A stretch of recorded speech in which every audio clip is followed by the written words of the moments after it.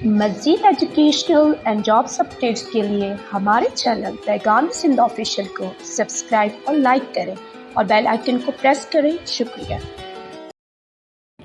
बिस्मिल्लाहिर्रहमानिर्रहीम, अस्सलाम वालेकुम।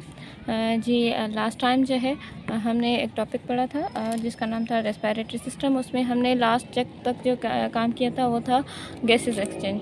ठीक है जी, गैसेस एक्सचेंज के बाद जो हमारा टॉपिक आता है वो आता है डिफरेंस। ठीक है, अब किन चीज़ों में हमने डिफरेंस करना है, ठीक है, हमें बताना है कि डिफरेंस अब कौन सी चीज़ें हैं जिनमें हमने डिफरेंस करना है। सबसे पहले हमारे पास जो डिफरेंस आता है वो आता है हमारे पास रेस्पिरेशन का। ठीक है, ब्रीथिंग कर लें या रेस्पिरेशन और हमें किसी चीज़ में बर्निंग में, इन दोनों में हमने डिफरेंस मालूम करने हैं कि ये दोनों अमल जो है ये कैसे होते हैं और इनमें क्या फ़र्क पाया जाता है। तो सबसे जो पहली पॉइंट है कि ये जो है एक फ़िज़िकल प्रोसेस होता है। ठीक है जी, ये क्या करता है, ये क्या है, एक फ़िज़िकल प्रोसेस। और ये क्या है, एक केमिकल प्रोसेस।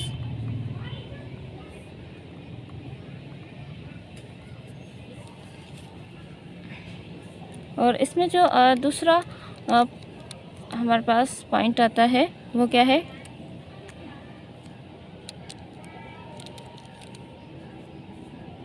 इसमें इनहेलेशन और एक्सहेलेशन होती है। इनहेलेशन और एक्सहेलेशन होती है।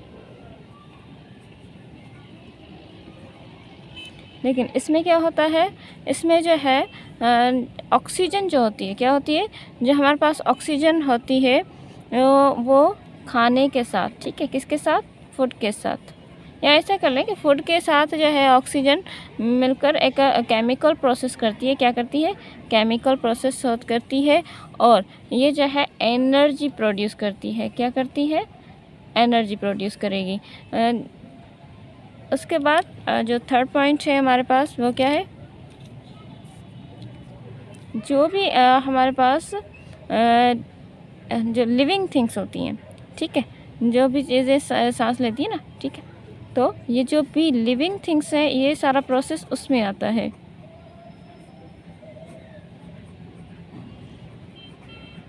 सारी लिविंग थिंग्स में आएगा। और ये वाला जो है ये किस में आएगा, ये जो है हमने पढ़ा था कि सेल्स। ठीक है, ये क्या होता है, इसमें जो भी केमिकल्स प्रोसेस होते हैं, ठीक है, ये जो बर्निंग का जो भी प्रोसेस होता है वो इस सेल्स में होता है।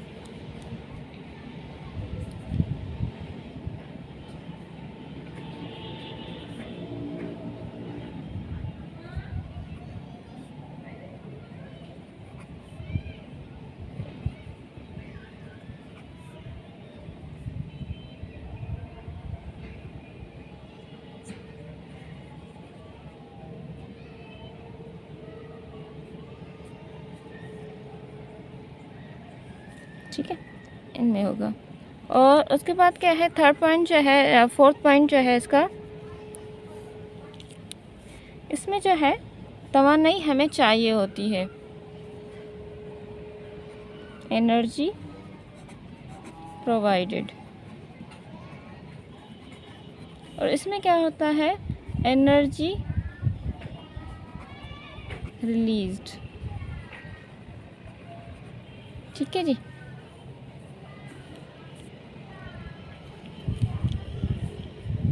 और जैसे कि हमने कॉन्सेप्ट क्लियर किया था कि जो भी केमिकल प्रोसेस होते हैं उसमें एंजाइम्स जो है वो शामिल होते हैं। ठीक है, जो केमिकल प्रोसेस होते हैं, लेकिन जो हमारे पास फिज़िकल प्रोसेसेस होते हैं उसमें क्या होता है, कोई भी एंजाइम्स जो है उसमें हिस्सा नहीं लेते। तो नो एंजाइम्स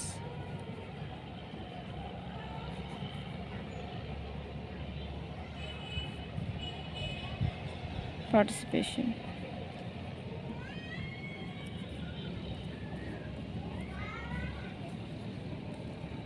ठीक है, लेकिन इसमें क्या होता है, इसमें जो है एंजाइम्स की नीड होती है, एंजाइम्स वर्क। इसमें जो है वो एंजाइम्स काम करते हैं। ठीक है, उसके बाद जो है हमारा नेक्स्ट दूसरा जो टॉपिक है वो क्या टॉपिक है, वो है डिसऑर्डर्स ऑफ रेस्पिरेटरी सिस्टम। ठीक है जी, क्या है डिसऑर्डर्स ऑफ रेस्पिरेटरी सिस्टम। अब जो डिसऑर्डर्स होते हैं इनका तो हमें पता होता है कि जो भी हमारा जो भी बीमारी या कोई नुक्स कह लें तो उसके बारे में बताते हैं। जैसे कि हमने पढ़ा था कि जो डायरिया और कॉन्स्टिपेशन है वो डाइजेस्टिव सिस्टम के डिसऑर्डर्स हैं। इसीलिए जो रेस्पिरेटरी सिस्टम है इसके भी डिसऑर्डर्स बताए जाते हैं, जैसे कि कोल्ड हो गया। ठीक है, दो आप खुद से सोच लें जी, सोच लिया होगा। दूसरा जो है ट्यूबरक्लोसिस है।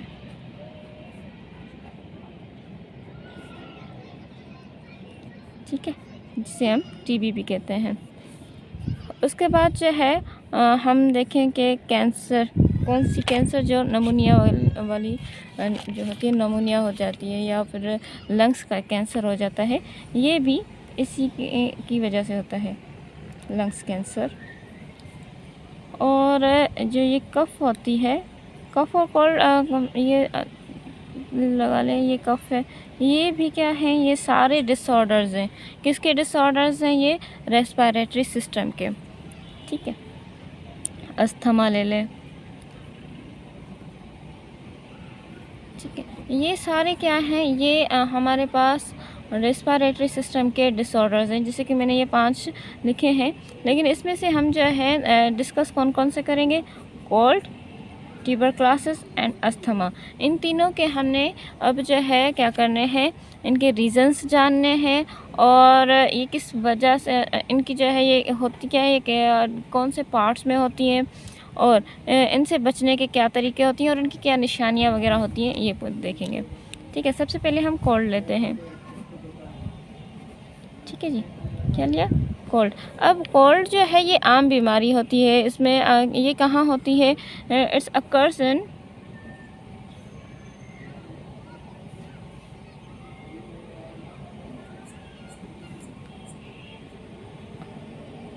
Upper part of respiratory system.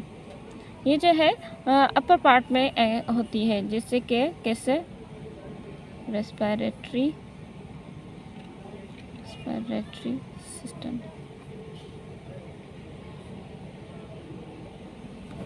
चलें,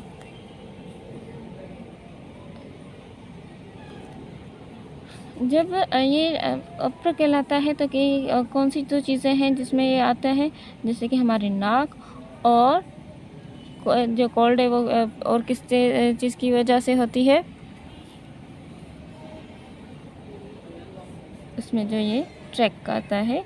ठीक है, जैसे कि वो ऊपर जो है सांस नाक के ज़रिए और मुंह के ज़रिए ये ज़ुकाम में होता है। ये इनकी नाक और जो है ये गला। ठीक है, क्या आ जाता है? गला। मिसाल के तौर पे मैं ये गला बलन लेती हूँ, तो ये जो चीज़ें हैं ये इनकी बीमारी होती है। उसके बाद जो है क्या आता है, हम इनके जो है रीज़न्स पढ़ेंगे कि इनके रीज़न्स क्या हैं। ये तो हमने इसकी डेफिनेशन बता दी। ये हैं इनके रीज़न्स। पॉल्यूशन, क्या आता है इनके? पॉल्यूशन, ये इसका पहला रीज़न है कि ये पॉल्यूशन की वजह से होती हैं। और ये ज़ुकाम जो है ठंड और गर्म की वजह से भी होता है, जो एनवायरनमेंट चेंज होता है तो इस वजह से भी। ठीक है, वेदर चेंज भी लिख सकते हैं इसका रीज़न, वेदर चेंज। इस वजह से भी क्या होता है, हमें ज़ुकाम हो जाता है, जैसे कि सर्द गर्म हो जाए तो। अच्छा जी, अब इनकी हम जो है वो सिम्टम्स पढ़ेंगे, साइन एंड सिम्टम्स जैसे होते हैं ना, तो हम इनके साइन एंड सिम्टम्स पढ़ते हैं कि इनके साइन एंड सिम्टम्स क्या हैं।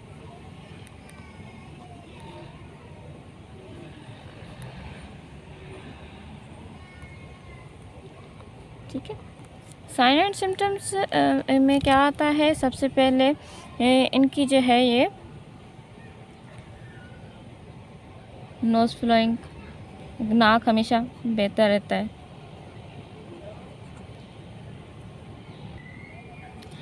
जी, तो जो पहला सिस्टम था सिम्टम था वो क्या था, नोज़ जो है फ्लो करता है। उसके बाद जो दूसरा इसका रीज़न है वो क्या है, वो क्या कहलाता है, आइज़ जो है वाटरिंग होती है, watering eyes.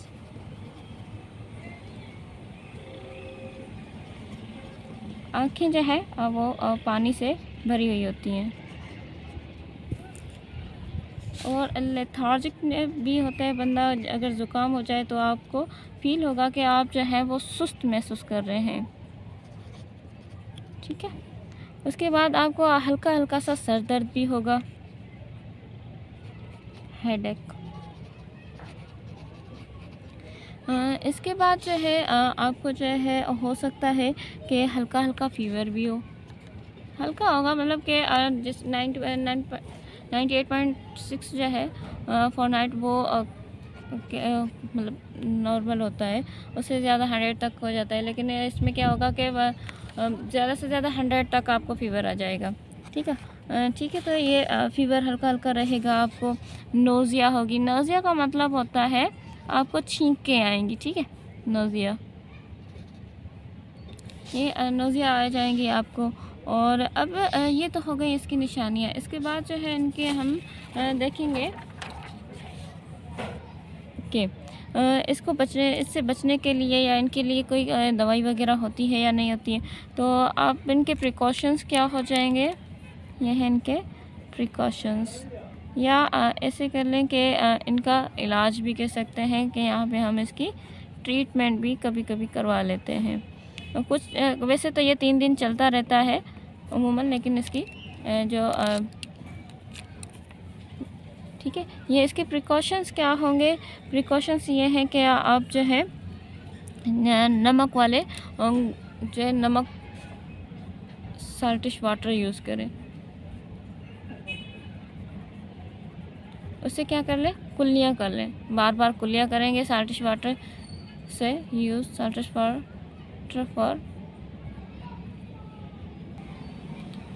For mouth wash. ठीक है। उसके बाद आप इन्हेलर भी यूज़ कर चलें। ये तो इनकी जो है वो प्रिकॉशंस है कि अगर ट्रीटमेंट की बात करते हैं तो ट्रीटमेंट में आप इनकी जो है वो टैबलेट्स ले लेते हैं। ठीक है। और कुछ लोग जो है इन्हेलर ले लेते हैं, जिनको सांस की बीमारियां होती हैं वो इन्हेलर भी इसके लिए कभी कभार रखते हैं। उसके बाद जो है ये जो है कफ सिरप ये भी ले लेते हैं, क्योंकि इसकी वजह से कभी कभार हमें जो है वो कफ भी हो जाती है। कफ सिरप ये पेन को ख़त्म करता है। ठीक है, इस वजह से ये प्रिकॉशंस है और ये ट्रीटमेंट है। अब जो है हम दूसरी जो है हमारी डिज़ीज़ है, वो क्या डिज़ीज़ है, वो है ट्यूबरक्लोसिस। अब पहले तो ये इसमें हमने थोड़ी सी चीज़ें जो है वो बड़ी हुई देखी हुई हैं, जैसे कि ये जो ट्यूबरक्लोसिस है, ठीक है, ट्यूबरक्लोसिस।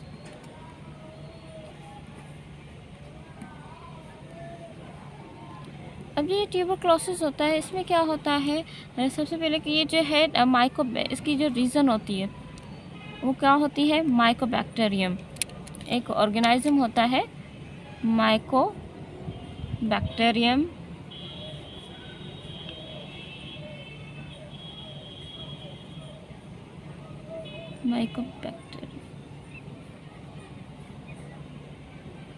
ये जो माइकोबैक्टीरियम ऑर्गेनिज्म होता है, इस माइकोबैक्टीरियम ट्यूबरक्लोसिस, ये इस ऑर्गेनिजम्स की वजह से ही हमें ट्यूबरक्लोसिस होता है। ठीक है। और इसकी जो है कुछ रीज़न्स हैं, मतलब तो वो क्या है, जैसे कि ये पहली बात ये जो है हमने बताया कि ये माइकोबैक्टीरियम इसका बड़ा रीज़न जो है ये होता है। और फिर उसकी जो है निशानियाँ आती हैं। अब कौन कौन सी इसकी निशानियाँ आती हैं। सबसे पहले जो है इसमें ब्लड आएगा, ठीक है। ब्लड कहाँ से आएगा? ब्लड इन दोनों चीज़ों से आएगा, एक नाक से, ठीक है, नोज सीक्रेशन, एक तो नोज सीक्रेशन जो होती है उससे, और प्लस जो दूसरी होती है वो होती है सलाइवा। तो उसमें भी ये क्या होती है, ब्लड जो है इन दोनों में आएगा, इनकी दोनों की सीक्रेशंस में आएगा। ये मतलब ये देखें, आपको पता है कि जो सलाइवा है वो भी सीक्रेशन है, और नोज़ में से जो पानी बहता है या उसमें कुछ जो भी मटेरियल यूज़ होता है बाहर निकलता है, तो उसमें से उसके साथ क्या क्या आएगा, ब्लड आ जाएगा। तो ये जो है इनकी निशानी है। सबसे मेन जो निशानी है वो ये है कि इनके साथ ब्लड आना शुरू हो जाएगा, और आपको जो है चेस्ट पेन होगा, और इसके साथ जो है इसमें आपको लगेगा कि आप जो है वो वीक हो रहे हैं, आपका वेट लॉस हो जाएगा,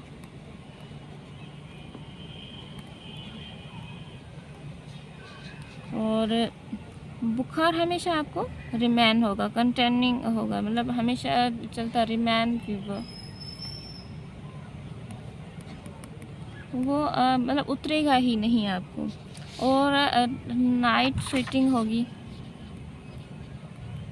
रात को जो है वो आपको पसीना आना शुरू हो जाएगा।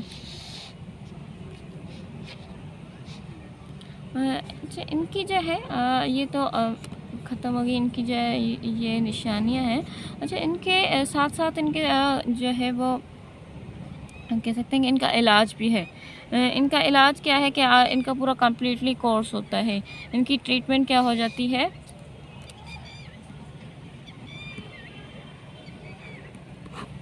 ट्रीटमेंट ये होती है कि इनका इलाज किया जाता है, इनको जो है प्रॉपर कोर्स दिया जाता है। ये जो है डॉक्टर की वजह से डॉक्टर देते हैं, प्रॉपर कोर्स ट्यूबरक्लोसिस का होता है।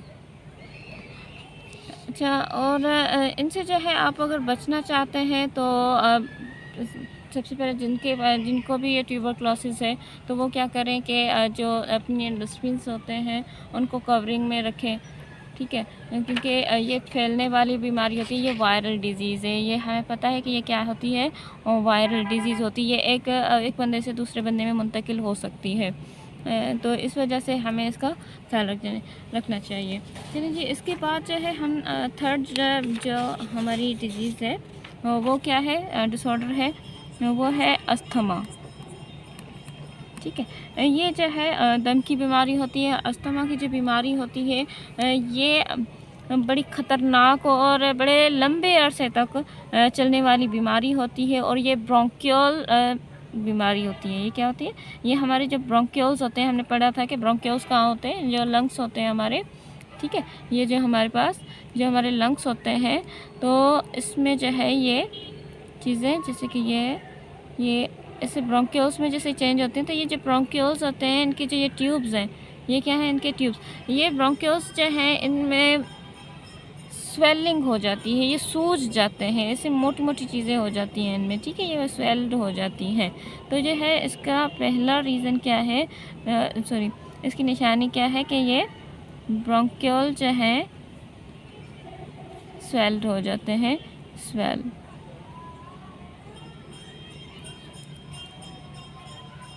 उसके बाद जो है इसका दूसरा जो है ये सूजी हुई होती है, ठीक है। और इसकी ये बीमारी है जो मौरूसी होती है, वालिदैन में से औलाद को मुंतकिल होती है।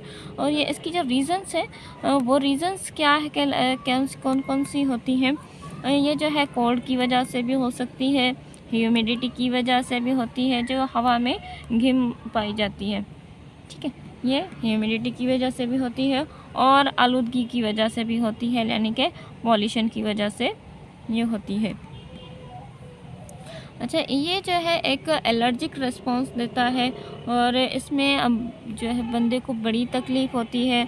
कैसे कि जो इनकी निशानियां हैं, ठीक है, इनके साइंस क्या, सिम्टम्स क्या हैं।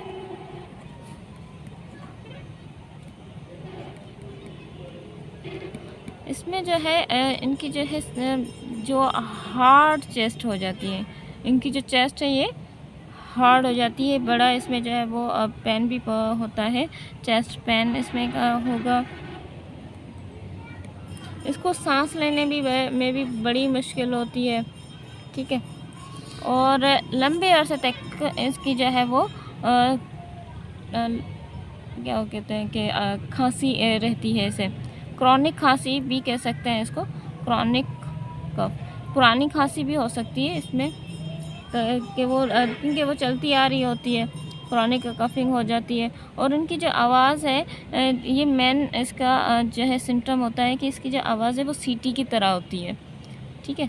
कैसी होगी? सीटी की तरह। वो जब बोलेंगे तो वो उनमें से आपको सीटी की आवाज़ें आती हैं, ये बोलती हैं। अच्छा, इसकी कोई भी जो है वो ट्रीटमेंट नहीं है, नो ट्रीटमेंट,